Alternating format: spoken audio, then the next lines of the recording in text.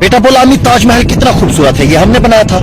माँ ने बोला नहीं बेटा, इसे बादशाह शाहजहां ने बनवाया था, वो एक मुसलमान था। बेटा बोला अच्छा तो कुतुब मीनार हमने बनाया होगा। माँ ने कहा नहीं, वो भी एक मुसलमान ने बनाया था, उसका नाम कुतुबुद्दीन ऐबक था। फिर लाल किला तो हमने बनाया होगा। नहीं, वो भी मुसलमान हुक्मरानों ने बनाया था। पुराना किला हमने बनाया था। नहीं बेटा, पुराना किला भी मुसलमानों ने बनाया था। लेकिन चार मीनार तो हमने बनाए होंगे ना। नहीं बेटा, वो भी मुसलमानों ने ही बनाए थे। अम्मी मैंने सुना है कि ग्रैंड ट्रंक रोड जो तकरीबन 3000 किलोमीटर लंबी है, वो हमने ही बनाई थी।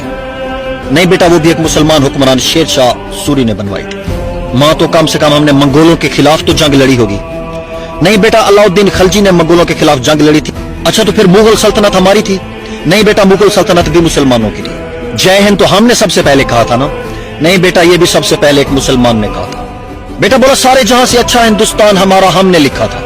माँ बोली नहीं, ये मुसलमान शायर अल्लामा मोहम्मद इकबाल ने लिखा था। तो पहला सैटेलाइट तो हमने भेजा था।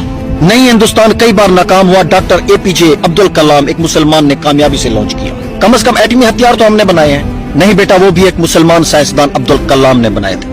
अगर वो ना होते तो चीन और पाकिस्तान हमें कभी संजीदा ना लेते। बेटा बोला हमने आजादी की जद्दोजहद तो सबसे पहले शुरू की थी। माँ ने बोला नहीं बेटा, सबसे पहली बगावत टीपू सुल्तान ने की थी। बेटे ने हैरान होते हुए पूछा कि तो फिर मुसलमानों के खिलाफ इतनी नफरत क्यों, उनसे सवालात क्यों, मुहिब्बे वतन होना आखिर है क्या?